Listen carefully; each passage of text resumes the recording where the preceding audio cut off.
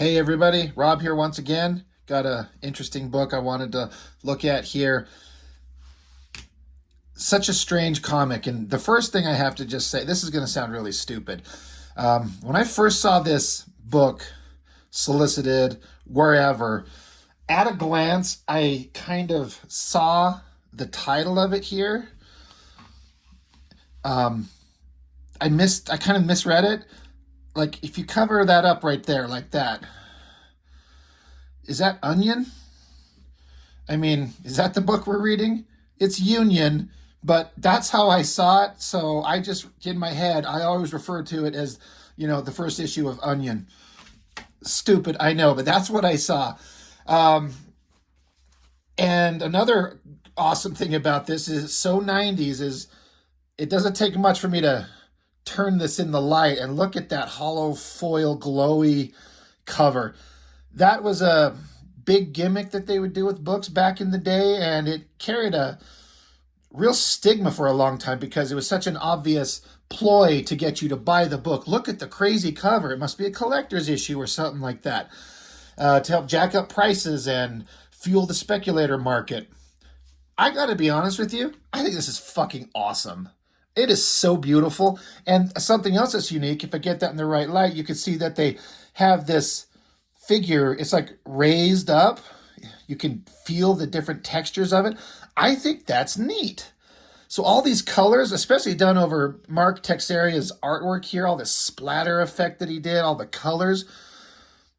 It might be a gimmick and it might have been some bullshit at the time, but I think it looks really neat.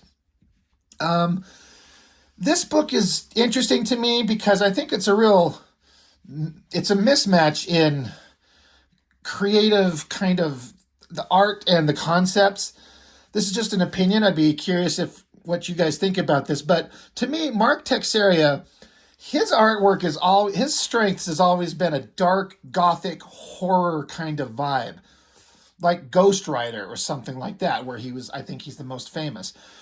And then this character, Union, from the first promotional images that you saw, drawn by Jim Lee, if memory serves me correctly, it's like a spacefaring galactic superhero kind of character adventure. The last artist I would think that would fit this is Tex. It just doesn't fit the vibe. Now, if your memory of this book is just him on artwork and that's what it always has been, maybe to you, it's like, yeah, that's just what it is and it's perfect and it worked. But to me, knowing what Tex's art is like and then the concept of the book, which honestly there is nothing really unique about it. It's just boring, everyday kind of stuff. I didn't think it was really that interesting at all. What is selling it? It's Tex's art. But it's just weird that they put a guy with his style on a book like this. Now, maybe it was just a matter of it's 1993, according to the copyright right there. It's 93. These books are selling crazy amounts of copies. Hey, we're going to put a bunch of shit out there to make as much money as we possibly can. Hey, Tex, you want to come draw a book for Image? And I'm sure he's like, fuck yeah, I will. I want to make some of that fat cash. And so they put him on Union. And does it work? I don't think it does. Now, Tex's artwork always looks good. It's funny to see him doing like a wholesome, like kids, playing baseball, fishing, a family at a picnic, but it's kind of a undefinable thing. Like I keep saying about Tex's artwork, like this is kind of like a weird, dark, disturbing kind of drawing style. And so it's so weird for this kind of setting. So I guess they're basically saying in the story there's a small town. It was all a beautiful little place to be, and then suddenly it's a giant smoking crater. So something horrible has happened. Then you bring in from Jim Lee's Wildstorm Comics. This is Stormwatch, Hellstrike Battalion, Fuji, Winter, Diva. Man, some of these names are so ridiculous. And all of these characters were a bunch of nobodies. I think they were literally all killed in the Wildcats Aliens crossover, I think. I'm wondering if I'm misremembering that, because the aliens from James Cameron's Alien, Ridley Scott's Alien movies, those xenomorphs came along, and I believe they're responsible for killing all of these characters in that book, and I think most of them off panel. The writer was like, fuck all these guys, they're boring, let's just kill them and move on because no one cared. And it's kind of true, but at the time they were a big superhero team in the book, so they're there to do, cool superhero shit, involved, investigating the giant crater that smashed the town. And then, God, did I skip a page? Oh, just who or what are you? My name is Onion. So Texeria can draw a big badass image, but look at this face and the vibe of it all. Isn't this like a horror comic vibe? But the character is not that. It just doesn't work. So I don't get it. It just doesn't fit to me. I'd be really curious to know if you remember picking this up off the stands. What did you think about this when you got it? Did it work for you? Was it memorable at all? Or do you just remember going, yeah, I love it because the cover is beautiful. Tex's artwork is amazing. It's badass. But do you actually remember anything in the story? Because I sure don't. But as is the case with Tex, he draws some awesome imagery. His inking style, he's just really good. So we're here for the artwork for sure. I guess he's going back in his memory 6 months earlier. Some lady, there's something streaking across the sky. She sees it. It's very Superman, right? He's falling from the sky, blows up in a big old green explosion. And there's a guy just standing there, like, exploding with energy, and drops to the ground. And like any normal human, she's just going to go poke at him with the stick. Like, wake up, wake up, wake up, wake up. And he's waking up. No, please, they'll kill me. And she's like, oh boy.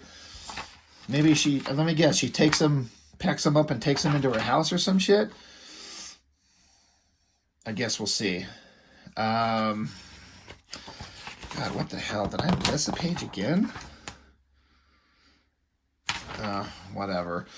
It's just such an uninteresting story. I'm sorry I didn't reread this because I remember I tried to kind of flip through it and remember the story, but I don't remember anything about it because it's boring. It's just not interesting at all. But, weird space age hero with memory loss issues, and so he hooks up with some human. Yeah, she totally dragged him home, plopped him on a couch. It's so stupid. This is an interesting way of Tex drawing this, where he has them kissing. One of the hardest things to draw in anywhere, and I've said this before, is two human beings kissing, like getting their faces to interlock in an embrace. And he did this interesting thing of just shading it out, kind of. But whatever. I like the big screamy face. I like this expressive kind of look here. The eyes, nose, everything. I think that looks kind of good. Let's just keep it moving on. So, yeah, it's just such a kind of an interesting thing to have, like, weird alien space guy drops from out of the sky and the girl just takes him into her house and it's all good, right? That's a really good expressive face. I like that a lot. Let's get a close-up shot of that. It's got, again, I know I've said this, but like his art style just got a dark horror vibe, and it just doesn't really mesh with this comic. Oh, and I guess she's an artist. A week later, she's splattering paint on a big old canvas, and she's trying to do painting. So now this weird alien guy is just hanging out with her for a while. All right. So she's asking him, you were a soldier, and blah, blah, blah, talk, and this is funny. I remember this panel.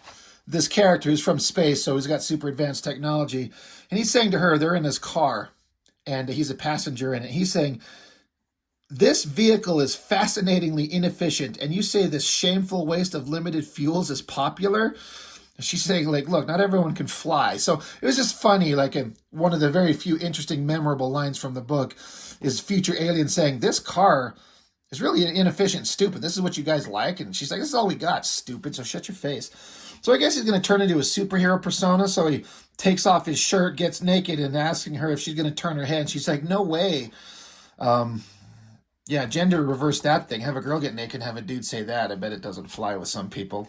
But anyway, as is with the way with Tex and his big, weird, ridiculous proportions. It looks awesome, but does it fit this character? I don't know. I liked how he's got this big jewel thing on his chest, and he touches it, and he gets like a big lightsaber weapon that seems to change color. Like, you see the color there, but then in this first page where he showed up, different there. Like, to me, it always was like handheld lightsabers is what it looked like. An energy staff. But whatever. He flies off, big energy. He's carrying her around, very Superman-like. Boy, this is really boring. I gotta be honest with you. It's just... Oh, now they're making out, so now they're in love, I guess. This is a pretty good drawing of his face. I like that drawing right there. That looks really good. All these drawings of this guy's face, man. Tex can just really bring that artwork. He's so good. This is such a cliche. I don't know. For a first issue, there's a lot better things that could be done. His colors change again. Again, maybe it explains why in the story, why his little lightsaber here changes color. I don't really care. Oh yeah, this is going back to where the first page is where our hero guy meets the Stormwatch guys. They talk. I like this big shot of the face there, the eyes, the nose, the mask. That looks really good. And I guess we're gonna have to fight because that's what it's a comic book. That's what we got to do. So big action fight, lots of energy. Tex does this really well. Hot girl doing whatever the hell she does. Let's see. With her power to manipulate sound, Diva's attack is as sudden as it is savage. Pressing her advantage, she moves in for the final strike. Wow. That is some cliche stuff. I guess he blasts her away. The big strong guy Fuji shows up and punches him. Kind of standard superhero stuff, right? Tex can draw big muscly guys. That's for sure. This is a weird angle, like a top-down view looking over of the big muscles here of this character and his little tiny beady little head. That's an interesting angle. It works. I don't know. They're just fighting, exploding, fighting, exploding. Oh, wait, we stop. Oh, wait, maybe you're a hero. Maybe we're on the same side. Who could have seen that possibly coming? Yeah, they had a big fight. Now they're going to maybe kind of be friends. His newfound girlfriend that he's crashed on the planet with, they're having an emotional moment. And cuts to I believe this was a villain in the Stormwatch comic. This is maybe the coolest this guy ever looked. This big close-up of his face with this ridiculous weird little design around it. If I remember correctly, he was in Stormwatch. And it was like a major villain. A giant nobody, honestly. No one ever gave a shit about this guy. Because no one gave a shit about most of these characters. We were all here for the artwork. But he looks pretty epic right there. I remember seeing this going, oh yeah, I know that guy. That's the coolest he ever looked. So that's the end of it. This is interesting. The Art of Homage Studios. I think I have that. I'm going to have to dig that thing out. I think I've got that. That'd be interesting to look at. Wildcats #5. This was an interesting book. This is like a cutout of one of the panels where it was like a 4-page spread. And that was with it. Pretty awesome. That'll be an interesting one to get to when we get there. Reunion. Clever. Anyway, advertising for the Max. That's a weird book. I've got some of those, but they were so weird for me. I could not. I did not get it.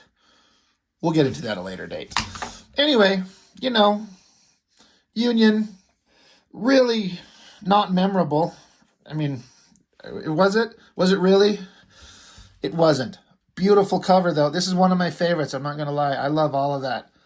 Looks really good. So I'm on board with it. So I just thought I'd get this guy out. We're trying to show some variety of different things. Obviously, I'm doing a lot of Image Comics because... well, that's the stuff that a lot of people are interested in. My channel keeps growing here little bit by little bit. I get 5 new subscribers a day. It's shocking to me, and I think it's because most of us are here for this kind of stuff, So I'm going to try and vary it up and have a variety of different things, but this Image Comic stuff is This is the fun stuff. This is memorable for how good it was and how bad it was. It's got both. So anyway, that's all I've got for now. So thank you for joining me, and I'll see you next time.